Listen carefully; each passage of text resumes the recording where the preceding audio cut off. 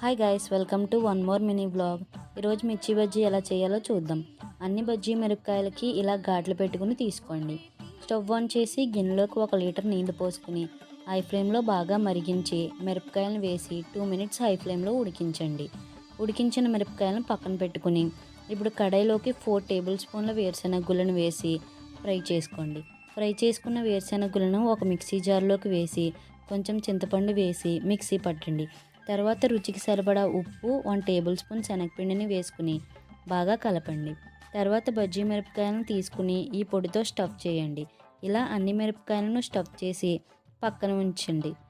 ఒక గిన్నెలో 2 కప్స్ శనగపిండిని, రుచికి సరిపడా ఉప్పు, 1/2 టీ స్పూన్ వంట సోడా వేసి బాగా కలపండి. ఇప్పుడు బజ్జీ మిరపకాయలను అన్నిటినీ తీసుకుని పిండిలో ముంచి పిండితో పాటు వేడివేడి నూనెలో వేసి బాగా ఫ్రై చేసుకోండి. ఫ్రై చేసుకున్న